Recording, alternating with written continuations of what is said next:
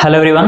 पिछले क्लास में हम लोगों ने संख्याएं क्या होती हैं, उनका वर्गीकरण किस प्रकार से किया जाता है, ये हम लोगों ने देखा। सभी संख्याओं के बारे में, भाज्य, अभाज्य, सह अभाज्य, सम, विषम, प्राकृतिक संख्या, पूर्ण संख्या, पूर्णांक, दशमलव के 3 प्रकार हम लोगों ने देखे। आज हम लोग कक्षा 10 के पहली प्रश्नावली, वास्तविक संख्या जो पहला चैप्टर है हमारा, उसकी पहली प्रश्नावली के जो क्वेश्चंस हैं उनको हम लोग डिस्कस करेंगे। यहाँ पे थोड़ी बहुत परिभाषाएं, थ्योरीज हैं, उनको देख करके फिर हम आगे के सवाल करेंगे।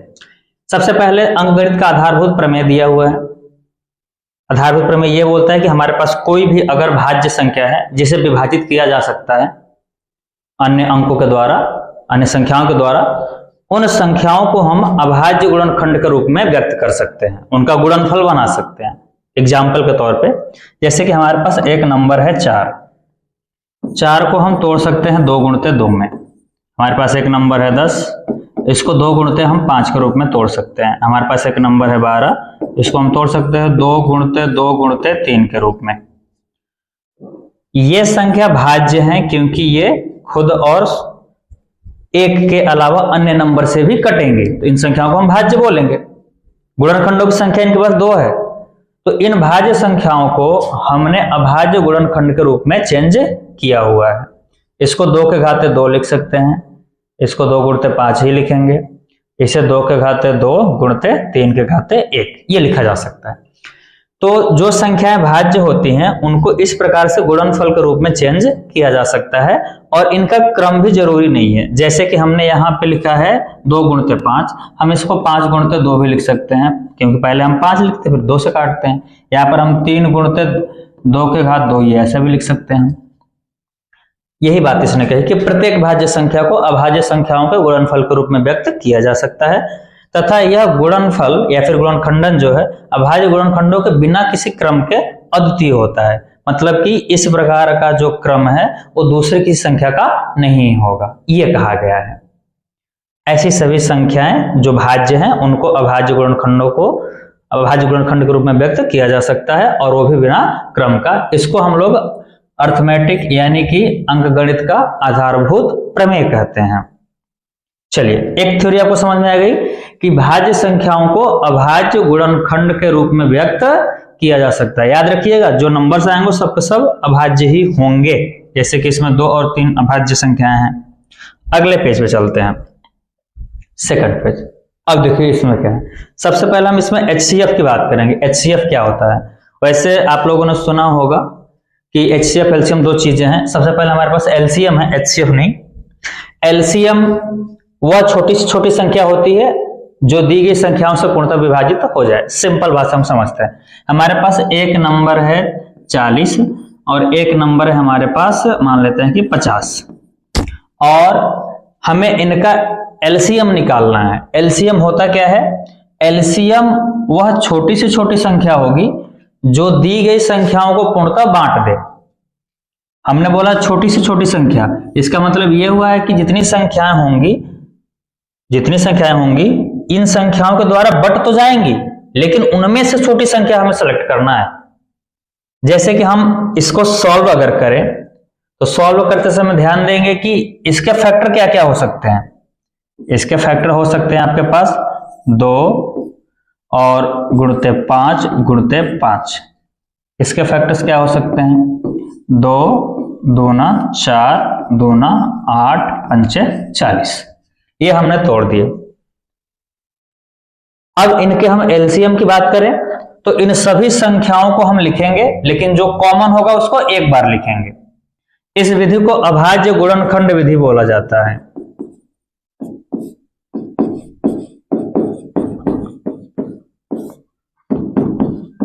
Prime factorisation method. प्राइम मतलब कि अभाज्य, फैक्टर मतलब गुणनखंड, मेथड मतलब विधि। अभाज्य गुणनखंड विधि, ध्यान से देखिएगा कि हमने 50 को तोड़ा तो 2 5 5 में टूटा, ये 2 2 2 और 5 में टूटा। तो जो कॉमन होगा उसको एक बार लिखेंगे, इसके अलावा बाकी सबको भी लिखेंगे। 2 इसमें भी है, 2 इसमें है तो एक बार 2 लिखेंगे। 5 इसमें भी है, 5 उसमें भी है तो एक बार 5 भी लिखेंगे। अब इसके अलावा एक एक्स्ट्रा 5 इसमें है तो इसको भी हम यहाँ पे इंक्लूड करके रखेंगे, और 2 एक्स्ट्रा 2 यहाँ पर भी है तो इनको भी इंक्लूड करके हम यहाँ पे रखेंगे। अब इन सब का गुणा कर लेंगे, वही हमारा एलसीएम होगा। गुणा करके चेक करते हैं, 2 दूना 4, 2 दूना 8, 5 40 और 40 पंचे 200, यानी कि इसका एलसीएम कितना आया बच्चा लोग, 200 आया। अब ये जो 200 संख्या हमने लिया है यहाँ पे एलसीएम निकाल के लाया है जो हमने, वो संख्या सबसे छोटी है। अगर 200 की बात करें तो आगे ये 400 भी होगा जो इससे और इससे विभाजित हो जाएगा। हम बात करें कि आगे 600 नंबर भी होगा जो इन दोनों से विभाजित होगा। लेकिन इन सभी नंबरों में से, जैसे कि आपने निकाला 200, लेकिन 400 भी हो सकता है विभाजित, 600 भी हो सकता है, 800 भी इनसे विभाजित हो सकता है। इन सभी संख्याओं में जो संख्या सबसे छोटी होती है उसी को हम लोग एलसीएम कहते हैं, least common multiple. Least common multiple का मतलब कि जितने भी कॉमन मल्टीपल हैं इन दोनों के, उनमें से जो सबसे छोटा है उन्हें हम सेलेक्ट करेंगे एलसीएम के रूप में। अब एलसीएम की बात करते हैं तो एलसीएम जो निकलेगा वो दोनों संख्याओं से हमेशा बड़ा होगा या फिर बराबर होगा।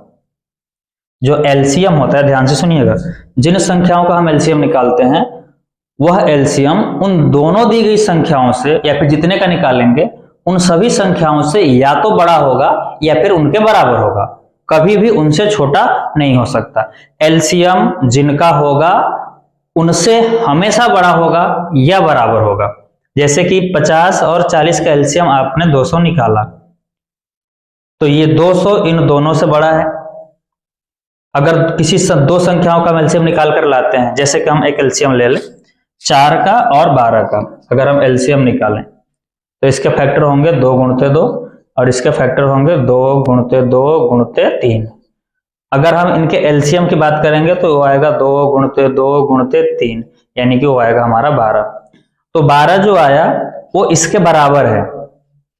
तो इनमें से जो बड़ा नंबर है उसके बराबर हो सकता है, उससे बड़ा हो सकता है, लेकिन कभी भी छोटा नहीं हो सकता। ध्यान से समझिएगा, एलसीएम वह संख्या है जो दी गई संख्याएं उसमें पूरा भाग कर सके। एलसीएम का मतलब एक ऐसी संख्या जिसमें दी गई संख्याएं उसमें डिवाइड कर दे और पूरा पूरा डिवाइड करे, पॉइंट में नहीं जाना चाहिए। ऐसे संख्याओं को हम लोग एलसीएम बोलते हैं। 50 का 40 का एलसीएम निकाला हमने, 4 का और 12 का निकाला। हमने ये भी बताया कि 50 और 40 का जो एलसीएम होगा या तो इनमें से बड़ी संख्या के बराबर होगा या उससे बड़ा होगा। चाहे हम 4 और 12 का निकाल के देखें, या तो एलसीएम 4 और 12 में से बड़ी संख्या के बराबर होगा या फिर उससे बड़ा होगा। तो एलसीएम होता छोटा संख्या, छोटा नंबर है, लेकिन दिए गए नंबरों में से बड़ा होता है या फिर बराबर होता है। आई होप दैट कि आपको एलसीएम समझ आया होगा। एलसीएम एक ऐसी संख्या है जिसमें दी गई संख्याएं भाग कर सकती हैं, और एलसीएम दी गई नंबरों में से जो सबसे अधिक होता है उसके बराबर होता है या फिर उससे बड़ा होता है। आइए चलते हैं एचसीएफ के पास। एचसीएफ में क्या दिया गया है? तो अगर एचसीएफ की बात करें तो यहाँ पे मैक्सिमम, बड़ा से बड़ा वो नंबर होता है जो दी गई संख्याओं से पूर्णतः विभाजित कर दे, जो दी गई संख्या में पूर्णतः भाग दे सके। जैसे कि हम बात करते हैं यहाँ पे एक नंबर लिया हमने 2, एक नंबर हमने 4 लिया, एक नंबर हमने 8 लिया, 3 नंबर ले लिया। हम बोल रहे हैं कि इसका एचसीएफ क्या होगा? एचसीएफ बोले तो हाईएस्ट कॉमन फैक्टर। इनके सभी गुणनखंडों में से जो हाईएस्ट होगा उसे ही हमें सेलेक्ट करना है। तो इसको तोड़ेंगे तो ये तो 2 ही है, इसको हम तोड़ेंगे तो 2 गुणते 2 के रूप में टूटेगा ये, इसको तोड़ेंगे तो हम 2 गुणते 2 गुणते 2 के रूप में टूटेगा। तो सब में 2 ही है, इसलिए एचसीएफ निकल के कितना आएगा हमारा? 2 आएगा। हम दूसरा नंबर चुनते हैं, 4 और 12 हमने चुना। तो 4 को अगर हम तोड़ेंगे तो 2 गुणते 2 में टूटेगा, और अगर हम 12 को तोड़ेंगे तो 2 गुणते 2 गुणते 3 के रूप में टूटेगा। अब देखिए इन दोनों में कॉमन क्या है? 2 गुणते 2 यहां पर भी है, 2 गुणते 2 यहां पर भी है, तो इनसे निकल के 4 आएगा। तो 4 नंबर इसको भी डिवाइड करेगा, इसको भी डिवाइड करेगा। डिवाइड हमारे पास 2 भी कर रहा था, लेकिन हमने 2 को सेलेक्ट नहीं किया क्योंकि 2 के साथ हमारे पास एक और भी नंबर है 4 जो दोनों को डिवाइड कर लेगा। तो इन नंबरों में से जो बड़ा नंबर होगा ना उसको सेलेक्ट करेंगे। 2 संख्याओं को विभाजित करने वाला ऐसा कॉमन नंबर जो कि सभी अन्य विभाजित करने वाले में से बड़ा होता है, उसे ही हम लोग एचसीएफ कहते हैं। HCF निकालने का तरीका क्या है कि इसका फैक्टर कर लो, यानी कि दोनों संख्याओं का फैक्टर कर लो। फैक्टर करने के बाद में जो कॉमन चीजें दिखे उसको लिख करके आप गुणा कर लो। इसमें 2 और 2, इसमें भी 2 और 2 है, तो 2 और 2 का हमने लिख करके गुणा कर लिया, तो हमारा HCF कितना निकल के आ गया? 4 निकल के आ गया। HCF हमेशा दिए गए नंबरों में से सबसे छोटे नंबर के बराबर या उससे भी छोटा होता है। याद रखिएगा, HCF कभी भी उन नंबरों में से किसी भी नंबर से बड़ा नहीं हो सकता, वो हमेशा छोटा रहेगा। HCF की बात कर रहे हैं हम। LCM दिए गए नंबरों में से या तो बराबर हो जाएगा या बड़ा होगा। HCF दिए गए नंबरों से या तो छोटा होगा या फिर छोटे वाले के बराबर होगा। याद रखिएगा। एक और नंबर लेकर हम चेक करते हैं। जैसे हमने बोला कि 30 का और 40 का आप HCF बताओ कितना होगा। 30 का और 40 का हमें HCF निकालना है, तो 30 को हम तोड़ लेते हैं। 30 को कैसे तोड़ेंगे? 2 दूना 4 और 4 में जाएगा यानी 3 में जाएगा। 2 3 6 पंचे 30। 40 को तोड़ते हैं तो 2 दूना 4 दूना 8 और 8 पंचे 40। तो इसके जो कॉमन नंबर हैं, अगर हमें HCF निकालना है तो HCF निकालते समय कॉमन नंबर्स को लिखेंगे और गुणा कर लेंगे। इसका 2 और 5 इसके 2 और 5 से मैच कर रहा है, तो हम 2 को 5 को लिख करके मल्टीप्लाई कर लेंगे, तो हमारा आंसर कितना आएगा? 10। यानी 10 वो नंबर है जो इसको भी डिवाइड कर लेगा और इसको भी डिवाइड कर लेगा। इसको डिवाइड करने वाले नंबर 2 भी थे, 2 भी दोनों को डिवाइड कर सकता था, 5 भी दोनों को डिवाइड कर सकता था, लेकिन हम उन नंबरों को नहीं लेंगे क्योंकि वे नंबर, जैसे कि हम इन दोनों की बात करें तो इसको 2 भी डिवाइड कर लेगा, 5 भी डिवाइड कर लेगा दोनों को, इसके अलावा 10 भी डिवाइड कर रहा है हमारा। तो इन तीनों नंबरों में से जो बड़ा नंबर है वो 10 है, इसलिए HCF कितना सेलेक्ट किया जाएगा? 10। यानी कि वह बड़ा से बड़ा अंक या फिर वह बड़ा से बड़ी संख्या जो इन दोनों को विभाजित कर दे उसे ही हम लोग HCF कहते हैं।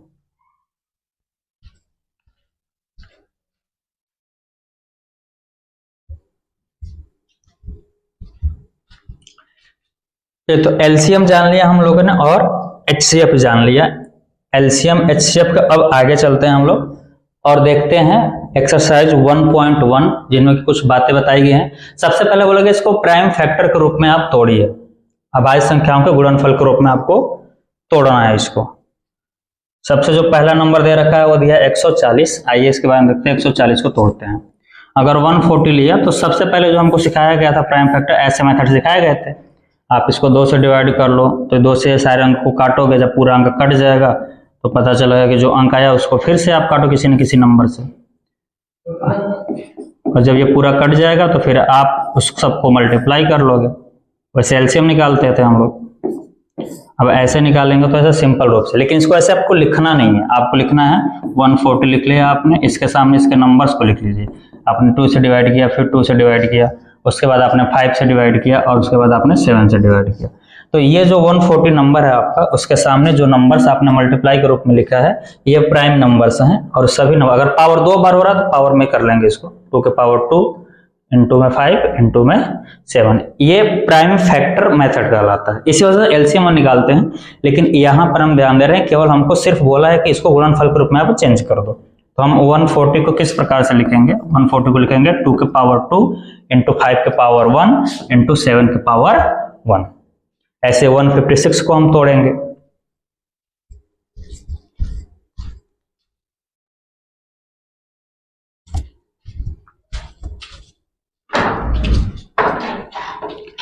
तो 140 को हम इस प्रकार से चेंज कर सकते हैं। आइए आगे देखते हैं अगला क्वेश्चन। अगले क्वेश्चन में हमें तोड़ना किस नंबर को है? तो अगले 156 को तोड़ना है अपने को। 156 देखिए कैसे टूटता है। ऐसे हम नीचे लाइन बना लेंगे, 156 ऐसे लिख लेंगे। नॉर्मली ये वर्क हमको रफ में करना है। 2 से काटते हैं, 2 से कटे, ये 7 बार में 1 बचा 16 हुआ, तो 6 बार में कट जाएगा। 6 बार में नहीं, सॉरी 6 तो है ये, 8 बार में कटेगा तो 16। फिर 2 से हमने काटा, ये 3 बार में कटेगा। 1 बचा 18 हुआ तो 9 बार में कटेगा। फिर ये 3 से डिवाइड हो जाएगा 13 टाइम में, और फिर 13 से डिवाइड हो जाएगा डायरेक्ट 1 टाइम में। इसको लिखना कैसे है? तो इसको आपको लिखना है ऐसे 156 लिखने के बाद आपके सामने इसको ये सारे जितने अपने अभाज्य गुणनखंड किया ना उन्हें लिखना है। 2 गुणते 2 गुणते 3 गुणते 13। आप इसको आगे भी चेंज करके लिख सकते हैं। 156 लिखने के बाद 2 बार है ये, तो हम लिखेंगे 2 के पावर में 2 गुणे में 3 के पावर 1 गुणे में 13 के पावर 1। पावर 1 लिखा नहीं जाता, तो आपका जो आंसर बनेगा वो बिना पावर का भी लिखा जा सकता है। तो आंसर आप डायरेक्ट लिखोगे, यहां से आप लिखोगे 2 के पावर 2 गुणते 3 गुणते 13, ये आपका आंसर हो जाएगा। ऐसे ही अन्य नंबर को भी आपको तोड़ना है। तोड़ने का मतलब कि आप उसको काटते जाइए। हाँ, एक काटने के मेथड में ध्यान दीजिएगा कि जो नंबर्स हमने यहाँ पे इस्तेमाल किए हैं ये सभी नंबर्स अभाज्य होंगे। भाज्य का मतलब कि ये दूसरे से नहीं कटने वाले होंगे।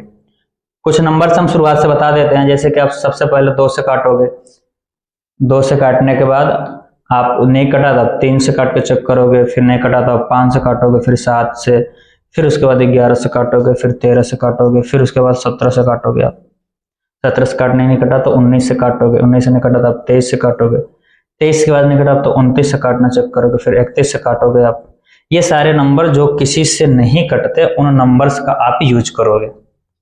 ये नंबर जो किसी से नहीं कटते यानी कि जो अभाज्य होते हैं उन संख्याओं का आप यूज करोगे डिवाइड करने के लिए। यहाँ पे एक नंबर आगे भी है, 41 का नंबर है। सब नंबर बढ़ाते चले जाएंगे तो हो जाएगा।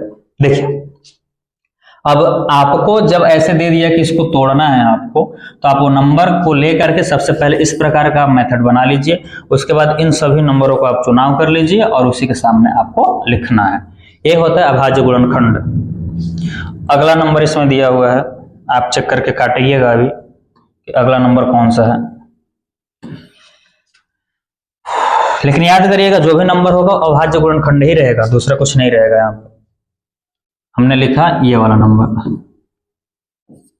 3825। सबसे पहले ये ध्यान से देखिए, तो ये आपको दिख रहा है कि 3825 को 3 से काटते हैं। सबसे पहले 3 1 का 3 एक बार में कट गया, 3 दूना 6, 2 बच गया, 22 हुआ, 3 7 21, 1 बचा 15 हुआ, तो 3 बचे 15। फिर 3 से काट के चेक करते हैं, 3 चौक 12, 3 चौक 12 और यहाँ पर कटेगा 3 चौक 12, एक भी नहीं बचा। अब यहाँ पे ध्यान से देखो 7, जो 7 है वो कितनी बार में कटेगा? 2 बार में। 1 बचा 15 हुआ, 3 बचे 15। फिर क्या कट जाएगा क्या? अब नहीं कटना, मुश्किल है, दिख रहा 6 5 11 नहीं कटेगा। तो फिर अब 5 से काटते हैं। 5 से काटने के बाद कर लेंगे तो इसको 8 बार काटेंगे, 2 बचे का 25 हो गया। 8 बार में कटा, 2 बच गया, 25 हुआ, तो 5 बार में कट जाएगा। फिर 5 से काटेंगे तो इसे काट के देखिए 5 से, तो 5 से काट रहे हैं तो ये 1 बार में कटेगा, 3 बचा 35, 35 हुआ तो 7 बचे 35। फिर 17 से काटेंगे तो पूरा का पूरा कट जाएगा। आपने 3825 को तोड़ दिया। जब आप 3825 को तोड़ेंगे तो ऐसे लिखेंगे 3825, उसके सामने ऐसे बनाएंगे जो आपने गुणनखंड प्राप्त किए, 3 गुणते 3 गुणते 5 गुणते 5 गुणते 17। इसके बाद आप दोबारा इसको लिखेंगे 3825 लिखने के बाद आपने 2 बार प्राप्त किया तो 3 के घाते 2 लिखेंगे, 5 2 बार है तो 5 के घाते 2 लिखेंगे और गुणा में लिखेंगे 7। तो ये आपका आंसर कहलाएगा, ये आंसर होगा आपका। यानी कि आप दिए गए नंबर को अभाज्य गुणनखंड के रूप में जब चेंज करेंगे तो जितने बार वो नंबर आएंगे उसके पावर भी लगा दीजिएगा, ज्यादा बार में लिखने की जरूरत नहीं है। तो यह अभाज्य गुणनखंड होगा। इसी प्रकार से आप 5005 को काटिएगा और 7429 को भी काटिएगा। कुछ नंबर जो काफी तगड़े हैं, कटते नहीं है जल्दी, तो उनको आप थोड़ा थोड़ा ट्राई करके काट लेंगे तो हो जाएगा। ये क्वेश्चन मिट गया बच्चा। चलो थोड़ा सा और पीछे चलते हैं तो आ जाए क्वेश्चन।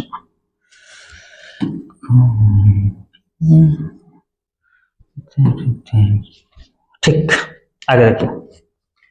आगे हमारे 5005। 5005 को तोड़िए आप, 5005 को, तो 5 से टूटेगा, ये 3 से टूटेगा कि नहीं टूटेगा? क्योंकि 5 2 10, 5 दूना 10, 2 ठो है, 10 अंक पाई वगैरह तो नहीं कटेगा 3 से। तो हम इसको काटते हैं किससे? 5 से। 5 से काटेंगे तो 1 कटेगा, 0 0 1। अब काट के चेक करें कि ये किससे कटता है, तो 5 से तो कटता हुआ दिख नहीं रहा। 7 से चेक करते हैं, 7 से काटेंगे तो 1 बार में कटेगा, 3 बचेगा 3, हाँ कट जाएगा 7 से। 7 से काट के चेक करते हैं, 7 1 का 7 बचा 3 30 हुआ, 7 चौका 28 बचा 2 21 हुआ, तो 7 3 का 21, 143 आ रहा है। अब ये 7 से मुझे नहीं लगता कि कटेगा, क्योंकि 7 दूना 14, फिर कटेगा नहीं है। 7 से नहीं कटा तो 11 चेक करते हैं। 11 से कट जाएगा साथ, 11 एक्का 11, कितना बचा 3 33, 11 3 33। फिर काटेंगे 13 से तो पूरा का पूरा हमारा सिंगल नंबर आ जाएगा 1। देखिए हमारे पास कौन सा नंबर था, तो हमारे पास नंबर था 5005। 5005 को जब हमने तोड़ा तो किस रूप में टूटा हो, एक बार 5 से टूटा, एक बार 7 से टूटा, एक बार 11 से टूटा और एक बार 13 से टूटा। तो ये इसके अभाज्य गुणनखंड रूप हो गए। इन्हीं अभाज्य गुणनखंडों को गुणनफल के रूप में चेंज करना, तो हमने वहां पे बनाया, यहाँ पे चेंज कर दिया। याद रखिएगा, इसको आपको रफ में करना है और इसको आपको कॉपी में करना है, फेयर में। इसी प्रकार से इसको जब हम तोड़ेंगे 7429 को, तो ये आपका टूटेगा किससे किससे टूटेगा, तो ये टूटेगा डायरेक्टली 17 से टूटेगा। 17 से टूटने के बाद में जो नंबर है आप डिवाइड करके देखते हैं कितना आता है। 17 चौका 68, 4 बार में कटा, 17 17 का पहाड़ा पर 68 आया। बचा कितना आपके पास, 6 बचा। आपके पास बचा में कितना, 6 बचा। जब आपके पास 6 बचा तो आप उसके आगे 2 लगाओगे, 6 के आगे 2 आया तो 62 हुआ, और 17 से पहाड़ा पढ़ेंगे तो ज्यादा नहीं होना चाहिए, तो हम ले जाएंगे इसको 3 बार। हमारे पास बच कितना गया, तो हमारे पास बच गया है एक ही नंबर, और इस साइड में 17 × 51 और उधर 62 था, तो 11 हमारे पास बचा, और 11 के आगे 9 आया तो 17 7 119 होता है, तो ये 7 बार में कट जाएगा। 17 7 119, 17 छक्का 102, 17 7 119। अब यहां पर हमारे पास जो नंबर आया है ये 17 से नहीं कटने वाला है, 17 के आगे वाले नंबर को लेंगे हम, 23 को। 17 के आगे 23 से, तो 23 से ये एक बार में कटेगा, 23 एक्का 23, और 23 19 से भी कट सकता था, पहले हम लोग को 19 से काट लेना चाहिए था। 19 से काट लेते हैं, छोटा नंबर है हमारे पास, डायरेक्ट 23 से नहीं काटेंगे, 19 से काट लेते हैं पहले। जरूरी नहीं है कि हम 19 से ही काटें, हम पहले 23 से भी काट सकते थे। 19 से काटेंगे तो 19 का दूना 38 होता है, 19 दूना 38, 5 बचा 7 हुआ, 19 या 57, फिर डायरेक्ट 23 आ जाता है आपका। काट लेंगे तो इसका फैक्टर कर लिया आपने 17 19 और 23 के रूप में, तो लिखेंगे क्या, 74 29 का जो टुकड़ा है वो कितना है आपका, 17 × 19 × 23। तो ये इसके अभाज्य गुणनखंड हो गए। अभाज्य गुणनखंड करोगे आप, जैसे कि एलसीएम निकालने वाला पिछली कक्षा में आप किया करते थे, तो ऐसे बना करके निकालेंगे और लास्ट में ला करके उसको लिख देंगे। चलिए आगे चलते हैं। यहां पर दी गई हैं दो संख्याओं के ढेर सारे पेयर्स, और इन्हीं में हमें इनका एलसीएम और एचसीएफ निकालना है, और एलसीएम एचसीएफ निकालने के बाद चेक करना है क्या दोनों का गुणा एलसीएम और एचसीएफ के गुणनफल के बराबर होता है कि नहीं। देखो यहाँ पे एक फार्मूला बता रखा है इन्होंने, फार्मूला ये बता रखा है कि दो संख्याओं का जो गुणा है उनके एचसीएफ और एलसीएम के गुणनफल के बराबर होता है। तो सबसे पहले हम लोग अभाज्य गुणनखंड विधि से इन दोनों का एलसीएम निकालेंगे और एचसीएफ निकालेंगे। अगर हम बात करें 26 का अभाज्य गुणनखंड, तो 26 को हम अगर तोड़ेंगे तो 2 × 13 में तोड़ देंगे इसको। 91 को अगर हम 2 पार्ट्स में डिवाइड करना चाहें तो कितने में करेंगे, 7 × 13 में। ये 2 पार्ट्स हो गए। जब हमें इनका एचसीएफ निकालना होता है, एचसीएफ, तो कॉमन चीजों को लिखते हैं। कॉमन चीजें कौन सी हैं इनमें, इसमें भी 13 है, इसमें भी 13 है, तो हम यहाँ पर एचसीएफ कितना लिखेंगे, 13। अगर हमसे एलसीएम की बात करता है कि एलसीएम कितना होगा यहाँ पे, तो एलसीएम में जितनी कॉमन चीजें होती हैं उनको एक बार लिखा जाता है, बचे हुए नंबर्स को हम पूरा का पूरा लिख लेते हैं। तो इनका मल्टीप्लाई करेंगे तो आएगा 182, यानी कि इन दोनों नंबर्स का 26 और 91 का एचसीएफ 13 होगा, और जब इनके एलसीएम की बात करेंगे तो होगा 182। अब जो इन्होंने ये बोला है फार्मूला जांच करने के लिए, जो बोला है कि दोनों संख्याओं को गुणा इनके एलसीएम और एचसीएफ के बराबर होता है कि नहीं होता है, तो हम आइए इनका गुणा करके चेक करते हैं कि इनका एलसीएम इनका एचसीएफ को गुणा करने पर कितना आता है। ठीक, देखिए, तो अगर हम बात करें कि जांच की बात कर रहे हैं, तो जब हम जांच करेंगे इसकी, तो जांच करते समय दोनों नंबर को एक साथ में गुणे में लिखेंगे, 26 × में 91, और दूसरे साइड में इनके एचसीएफ और एलसीएम के गुणे को लिखेंगे। एलसीएम इनका 182 है और एचसीएफ इनका 13 है। तो जब इन दोनों का मल्टीप्लाई किया जाएगा तो उस कंडीशन में हम देखेंगे कि यहां पर आया है 2366 यानी कि 2366। अगर इधर भी गुणा करेंगे तो वो भी इतना ही आएगा 2366। आप पेन कॉपी लेकर के इसका मल्टीप्लाई कर लीजिएगा, ठीक है। तो ये आपका जो आंसर आया आपने जांच कर दिया और दोनों को दोनों बराबर आएगा तो हम यहाँ पे प्रूव्ड लिख देंगे कि हमने ये सिद्ध कर दिया कि उन संख्याओं का गुणनफल उनके एलसीएम और एचसीएफ के गुणनफल के बराबर होता है। अगर हम सेकंड सवाल की बात करें, सेकंड क्वेश्चन हमारे पास जो है, ये फर्स्ट क्वेश्चन आप लोग कर लीजिएगा।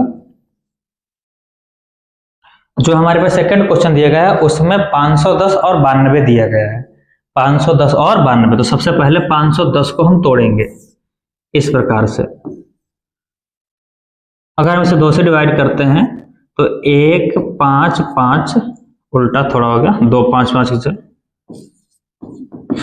255 होगा। फिर 255 होगा तो हम इसको 5 से डायरेक्ट काटेंगे, 3 से काटा जा सकता है, 3 से काटेंगे तो 3 3 8 24, 1 बचा 3 बचा 15।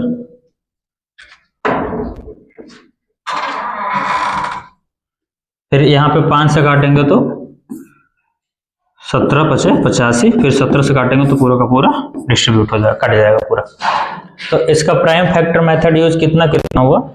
इसका प्राइम फैक्टर मेथड यूज हुआ आपका, अगर हम टोटल लिखें तो 1510, 510 का टुकड़ा 2 गुणते 3 गुणते 5 गुणते 17, ये तोड़ा हमने। और अगर हम 92 को तोड़ लें तब 92 को तोड़ते समय अभी हमें 2 से डिवाइड करना पड़ेगा तो 46 आएगा। फिर 2 से डिवाइड करेंगे यहाँ पर तो 23, और फिर हमें 23 से काटना पड़ेगा। 23 से काटेंगे तो एक बार में कटेगा। तो हम 23 को अगर लास्ट में लिखें, ये टोटल कितना बनेगा 92 हमारा, 2 गुणते 2 गुणते 23।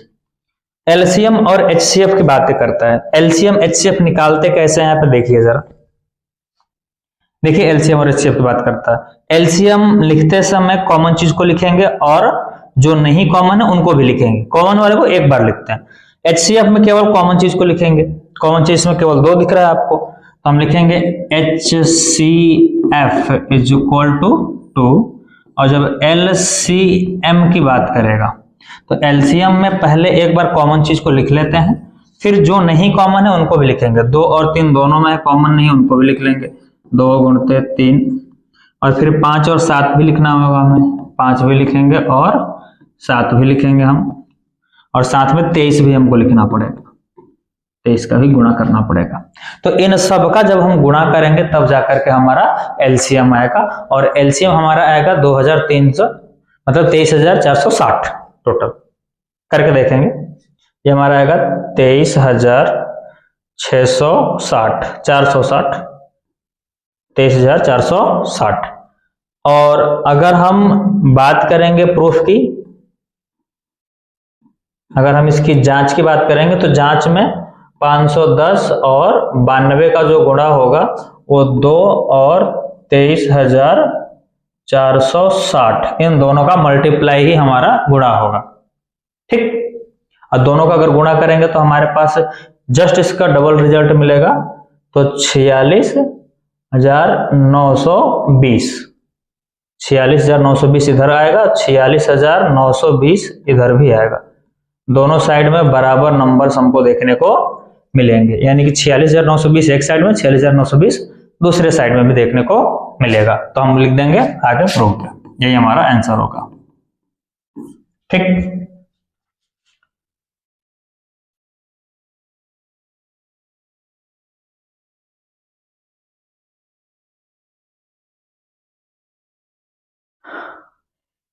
चलिए अगले क्वेश्चन पे चलते हैं। अगला क्वेश्चन 336 और 54 का देखना है अपने को। 336 और 54, इन दोनों नंबर्स का हमें ट्राई करना, देखना है क्या क्या है। अगर 336 को तोड़ेंगे हमने लिखा 336 तोड़ना स्टार्ट करते हैं।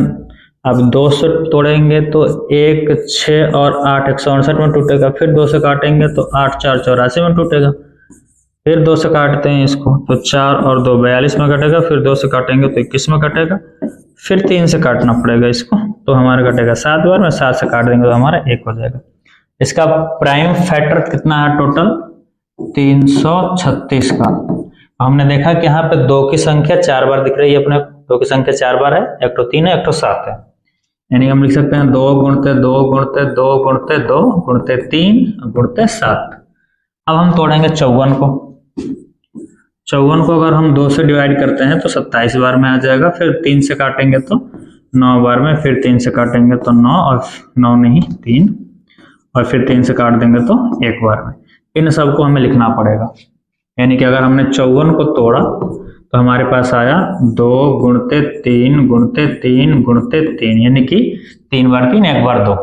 हमने इसके अभाज्य गुणनखंड कर लिए। जब हम इनके अभाज्य गुणनखंड कर लेंगे तो उसके बाद HCF LCM निकालना आसान हो जाएगा। तो HCF कितना हो, LCM निकालने के पुराने तरीके किताब में दिए गए थे जो कि अब नहीं है, हमें अब केवल यही पढ़ना है। यहाँ पे देखिए, तो यहाँ पर एक ठो 2 का जोड़ा बन रहा है और कॉमन जोड़ा एक ठो 3 का बन रहा है, तो HCF हो जाएगा 2 गुणते 3 यानी कि 6। बात करते हैं LCM की। LCM कितना आने वाला है, तो जो कॉमन है उसको एक बार लिख लो, 2 और 3 को एक बार लिख लिया, बाकी सबको लिखना है 3 बार हमें 2 लिखना पड़ेगा, गुणते 2 गुणते 2 गुणते 2, और हमको 2 बार 3 भी लिखना पड़ेगा अलग से, 3 गुणते 3, और एक बार हमें 7 भी लिखना पड़ेगा, जो कि 3024 आएगा। इसको मल्टीप्लाई करेंगे तो 3024 के आसपास आएगा, हमारा आसपास नहीं वही नंबर आएगा। अब हमें यह सेट करना है कि क्या इन दोनों का गुणा, यानी कि HCF और LCM का गुणा क्या दोनों संख्याओं के गुणनफल के बराबर है, तो हम चेक करेंगे 336 का और 54 का गुणा करेंगे, जो कि किसके बराबर होना चाहिए, 3024, और गुणा में HCF 6 के बराबर होना चाहिए, और ये गुणा करेंगे तो हमारा आएगा 18144, 18144, और सेकंड वाला भी हमारा आएगा 18144। तो हम कहेंगे कि ये चीज प्रूफ हो गई। इसके आगे हम लोग प्रूफ लिख देंगे। तो तीनों सवालों में जो जोड़े दिए गए थे 26 91 510 92 और 336 54 का, इन दोनों का LCM और HCF अभाज्य गुणनखंड विधि से हमने निकाला, और ये प्रूफ किया कि दोनों संख्याओं का गुणनफल उनके LCM और HCF के गुणनफल के बराबर होता है। सेकंड वाले क्वेश्चन में यही था। क्वेश्चन नंबर जो हमारा 3 है उसमें हम चेक करते हैं, 3 नंबर दिए गए हैं और इनका LCM और HCF गुणनखंड विधि से निकालने के लिए बोला गया है। तो हम यहाँ पे नंबर्स को तोड़ लेंगे। अगर हम 12 को तोड़ते हैं तो क्या निकाल कर पाएंगे, 2 दूना 4 और 3 12। फिर 15 को हम तोड़ते हैं तो 3 और 5 में तोड़ लेंगे, और 21 को अगर हमें तोड़ना है तो हम 3 और 7 में तोड़ेंगे। अगर हमसे इसका LCM या HCF पूछा जाए, सबसे पहले HCF की बात करते हैं, तो जो कॉमन होगा उसको लिख देंगे। कॉमन यहाँ पे तीनों जगह पे 3 ही कॉमन दिख रहा है अपने को, तो HCF 3 हो जाएगा। अगर LCM की बात करते हैं तो LCM में एक बार तो कॉमन चीज हम लिखेंगे ही लिखेंगे, बाकी जो नहीं उनको भी लिखेंगे। देखो 2 भी है 2 बार, उसको भी लिख दिया हमने, 5 एक बार है तो 5 को भी लिखेंगे, 7 एक बार है तो 7 को भी लिखेंगे। यानी कि जो चीज कॉमन होता है उसको एक बार लिखते हैं, बाकी सारी चीजों को भी लिख लेते हैं LCM में। इस कंडीशन में हमारा ये मल्टीप्लाई कर लेते हैं, 3 दूना 6, 6 दूना 12, 12 पंचे 60 और 60 सत्ते 420। ये टोटल आ गया कितना, 420, यानी कि LCM कितना हो जाएगा, 420 हो जाएगा। इसी प्रकार से अगले नंबर यहाँ पे देखिए 17, 23 और 29 दोनों तीनों की तीनों संख्या जो है ना वो अभाज्य है। अभाज्य होने का मतलब ये दूसरे से नहीं कटने वाली है, तो नहीं कटेंगे। जब इनका LCM निकालना होगा, LCM, तो हम इन तीनों का गुणा लिखेंगे, 17 गुणते 23 गुणते 29। और अगर हमें इनका HCF निकालना होगा, HCF, तो इनका HCF, जिन संख्याओं में कोई भी चीज कॉमन गुणनखंड नहीं होता एक के अलावा, उन संख्याओं का जो HCF होता है वो 1 होता है। जब इनका हम गुणा करेंगे तो 11339 आएगा। इनका तीनों का गुणा करेंगे तो 11339 आएगा। आप एक बार पेन कॉपी से इसको चेक कर लीजिएगा। फिर आप यहाँ पर देखिए हमारे पास 3 नंबर हैं, एक नंबर है 8, एक नंबर है 9, एक नंबर है 25। इनमें कोई भी कॉमन नहीं दिख रहा अपने को। जब कॉमन कुछ भी नहीं है तो इनका अगर HCF पूछा जाए तो आप HCF में इनका नंबर 1 लिखोगे, और अगर LCM पूछे आपसे तो ध्यान से देखिए इन सब का गुणा, 8 को हम 2 गुणते 2 गुणते 2 के बारे में लिखेंगे, और 9 को 3 गुणते 3 और 25 को 5 गुणते 5। इन सब का हम गुणा कर लेंगे और इन सब का जो हमारा गुणा होगा वो आएगा 1800। तो 1800 हमारा हो जाएगा एलसीएम। आपको इसमें कुछ नहीं करना है, एलसीएम लेते समय सभी कॉमन नंबर को एक बार लिखकर बाकी सबको भी लिखकर और गुणा कर लेना है। एचसीएफ लिखते समय केवल कॉमन चीजें लिखनी है, बस इतना का ध्यान देना है। 3-3 नंबर का गुणनखंड आपका इसी प्रकार से होगा। ठीक, आइए चलिए अगले नंबर पे चलते हैं। अगला क्वेश्चन जो हमारा है वो ये कह रहा है कि दो संख्याओं का हमें दे रखा है एचसीएफ और इसका एलसीएम निकालना है। तो हमने फार्मूला पढ़ा है, क्या पढ़ा है, चूंकि दो संख्याओं का गुणनफल इज इक्वल टू उनका एलसीएम गुणते उनका एचसीएफ। यही फार्मूला पिछले सवालों में हम लोगों ने किया है। तो दो संख्याएं कौन कौन सी हैं, यहाँ पे इसलिए का चिन्ह लगा लेंगे।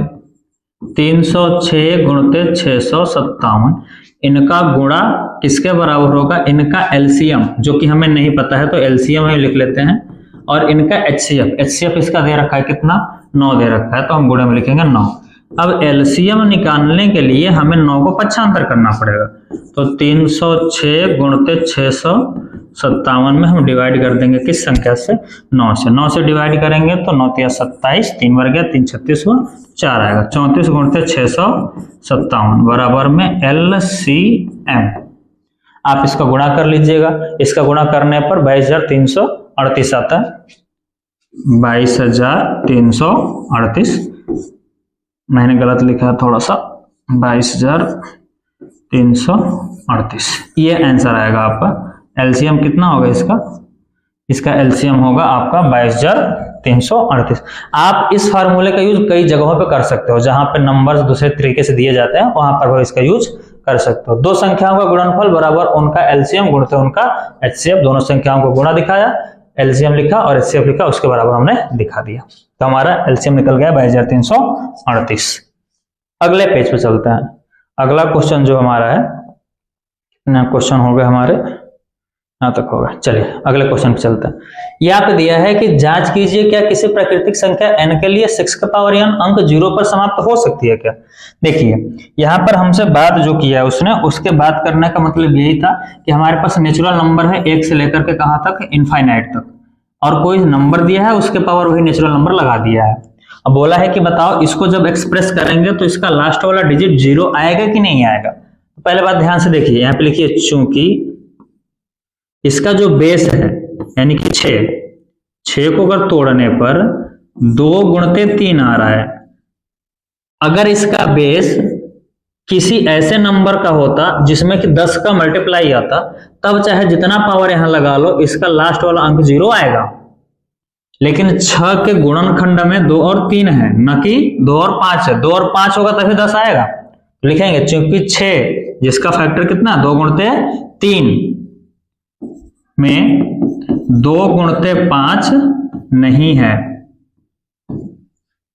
इसलिए 6 के पावर n अंक 0 पर समाप्त नहीं होगी। अब देखिए इसका मतलब क्या हुआ, किसी भी नंबर के लास्ट डिजिट में अगर 0 है तभी उसका स्क्वायर करने पर 0 आएगा। अगर किसी नंबर के लास्ट डिजिट 0 नहीं है तो उसका चाहे कितना भी स्क्वायर कर लीजिए वो कभी भी 0 नहीं आ सकता। कहने का अर्थ यह है कि कोई भी नंबर हमारे पास दिया हो, मान लेते हैं x है, x के पावर हमने नेचुरल नंबर n लगा दिया। अब x का फैक्टर करने में कम से कम उसमें एक जोड़ा 2 और 5 का होना चाहिए। अगर उसमें एक जोड़ा 2 और 5 का है तब उसका जो पावर है चाहे कितना भी हो उसका अंक लास्ट वाला 0 होगा। जबकि यहाँ पर हमें कुछ देखने को नहीं मिल रहा है, हमको देखने को मिल रहा है कि 6 के पावर n लगा हुआ है और 6 को तोड़ने पर 2 और 3 मिलेंगे हमको। इस कंडीशन में हम ये कह सकते हैं कि ये जो कोई प्राकृतिक संख्या n के लिए 6 के पावर n कभी भी 0 पर समाप्त नहीं होगी। आपको समझ आया होगा ये बात। अगर बेस का जो फैक्टर है उसमें 2 और 5 का जोड़ा मौजूद है तो समझ लेंगे काम ठीक है, नहीं तो नहीं। अगला क्वेश्चन दिया है कि क्या ये संख्याएं भाज्य संख्याएं हैं। अब देखो दिया क्या है, यहाँ पर 7 है, 11 है, 13 है और 13 ही जोड़ा है, जो गुणे में है वही एक बार जोड़ लिया है। तो इन सबको हम 13 से विभाजित कर सकते हैं क्योंकि 13 ही जोड़ा गया है इसमें, और इन सबको बोला गया है 5 जोड़ा गया है, तो इन सबको हम किससे डिवाइड कर सकते हैं? 5 से। इन संख्याओं को हम 5 से डिवाइड कर सकते हैं क्योंकि जोड़ा जाने वाला नंबर कौन सा है? 5, क्योंकि ये संख्याएं गुणे में दिख रही है एक दूसरे से, और यहाँ पर जोड़ा जाने वाला नंबर 5 है। अगर 4 जोड़ा जाता तो 4 से हम डिवाइड कर सकते थे। तो हम ये कहेंगे कि गुणा करने पर कोई नंबर आएगा और 13 जोड़ेंगे फिर भी हम 13 से डिवाइड कर सकते हैं। यहाँ पर इन सबको गुणा करने के बाद 5 जोड़ेंगे फिर इसको हम 5 से डिवाइड कर सकते हैं। अतः इन सबको किस रूप में व्यक्त किया गया है? इन सबको व्यक्त किया गया है अभाज्य गुणनखंड के रूप में। इनको अभाज्य गुणनखंड के रूप में व्यक्त किया गया है। तो यहाँ पे आंसर लिखते समय जब आप इसका हल लिखेंगे, आंसर लिखेंगे, इसका सॉल्यूशन लिखेंगे, आंसर तो लास्ट में लिखेंगे, सॉल्यूशन यहाँ पे लिख दीजिए। जब इसका सॉल्यूशन लिखेंगे आप तो क्या लिखेंगे सॉल्यूशन में? सॉल्यूशन में यही लिखेंगे, चूंकि भाज्य संख्याओं को ही अभाज्य संख्या के रूप में लिखा जा सकता है तथा दी गई संख्याएं अभाज्य गुणनखंड के रूप में है। ये वर्ड पूरा लिखोगे आप, दी गई संख्याएं अभाज्य गुणनखंड के रूप में हैं, इसलिए जो ये नंबर है पहले नंबर लिख लो, 7 गुणित 11 गुणित 13 प्लस 13 तथा 7 गुणित 6 गुणित 5 गुणित 4 गुणित 3 प्लस में 5। ये नंबर कैसे नंबर्स होंगे? भाज्य, भाज्य संख्याएं होंगी। ये आपको थ्योरी लिखना है। अगर आप चाहें तो इन चीजों को आप दर्शा सकते हैं। क्या दर्शा सकते हैं? आप इनको गुणा करके 5 जोड़ करके 5 से डिवाइड करके दिखा सकते हैं, इन सबको गुणा करके 13 जोड़ कर 13 से डिवाइड करके दिखा सकते हैं। ये काम आप मिस कर सकते हैं। अगर आपने ये थ्योरी लिखी है तो भी आपका काम हो जाएगा। हमें बेसिकली इस क्वेश्चन में यही दर्शाना था कि जो ये नंबर है वो अभाज्य गुणनखंड के रूप में लिखा गया है और ये नंबर भी अभाज्य गुणनखंड के रूप में लिखा गया है। गणित का आधारभूत प्रमेय हमने क्या पढ़ा था कि भाज्य संख्याओं को अभाज्य गुणनखंड के रूप में लिखा जा सकता है। तो ये संख्याएं जो अभाज्य गुणनखंड के रूप में लिखी गई हैं तो हम कह सकते हैं कि ये जो भी नंबर होंगे वो सब के सब नंबर कैसे होंगे? भाज्य होंगे। उम्मीद करता हूं कि आपको समझ में आया होगा। अब ये लास्ट क्वेश्चन है आपके पास कि किसी खेल के मैदान के चारों ओर एक वृत्ताकार पथ है और एक व्यक्ति है। कौन व्यक्ति है? सोनिया नाम की एक औरत है या फिर लड़की है जो 18 मिनट में एक चक्कर लगाती है, जबकि रवि नाम का एक व्यक्ति है, इसको 12 मिनट में पूरा कंप्लीट करता है। अब एक ही साथ किसी पॉइंट से वो चलना स्टार्ट करते हैं। मान लेते हैं हमारे पास एक सर्कुलर जगह है, ये है, और इसके एक ओरिजिन पॉइंट से हमने चलना प्रारंभ किया। मान लेते हैं कि यहाँ से राहुल भी चलता है और यहाँ पर मान लेते हैं कि इसी समय सोनिया भी चलती है, राहुल और सोनिया, लेकिन दोनों में थोड़ा डिफरेंस है गति का क्योंकि उनका टाइम अलग अलग दे रहा है। अब बोला है कि दोनों प्रारंभिक स्थान पर इसी जगह पर दोबारा कब मिलेंगे? मिलने को तो इधर कई बार मिलेंगे, हर एक चक्कर में मिलेंगे, लेकिन दोबारा उसी जगह पर प्रारंभिक जगह पर कब मिलेंगे? इसके लिए हमें इनके लिए एलसीएम निकालना पड़ेगा। जो सोनिया का नंबर था वो कितना था? सोनिया 18 मिनट में चक्कर लगाती, जबकि रवि है वो तेज चलता है और 12 मिनट में चक्कर लगा लेता है। तो इन दोनों का जब हम एलसीएम निकालेंगे तो वही वो समय होगा जहां पर ये दोनों वापस से मिलेंगे पहले वाले पॉइंट पे। तो 18 को तोड़ते समय हम किस में तोड़ेंगे? 2 3 3 में इसको तोड़ लिया जाएगा, जबकि 12 को तोड़ते समय हम किस में तोड़ेंगे? इसको तोड़ेंगे 2 2 और 3 में। एलसीएम निकालते समय हम क्या निकालने वाले हैं यहाँ पे? तो एलसीएम निकालते समय आपको अच्छे से पता है कि इनमें कॉमन चीज को एक बार लिखना है, बाकी सबको लिखना ही है। 2 एक बार कॉमन है तो 2 लिख लिया, 3 एक बार कॉमन है तो 3 भी लिख लिया, और ये 3 और 2 कॉमन नहीं है तो इनको भी लिख लेंगे, 2 गुणित 3। तो ध्यान से देखिए 6 और 6 यानी कि टोटल कितना है यहाँ पे मल्टीप्लाई करने पर 36, यानी कि वो दोनों एक दूसरे से कितने टाइम बाद मिलेंगे प्रारंभिक जगह पे, प्रारंभिक जगह मतलब जहां से स्टार्टिंग उसका पॉइंट था वहां पे, कहाँ मिलेंगे ये कितने मिनट बाद मिलेंगे 36 मिनट बाद। तो ये आपका आंसर हो जाएगा 36 मिनट। पहले प्रश्नावली में यही 7 सवाल थी। उम्मीद है कि आपको समझ में आई होंगी सभी सवाल, और आप अगले क्लास में अगली प्रश्नावली को रीड करेंगे, उसकी सवालें लगाएंगे, प्रैक्टिस करेंगे। तब तक के लिए आप लोग इसको अच्छे से रिवाइज करिए। धन्यवाद।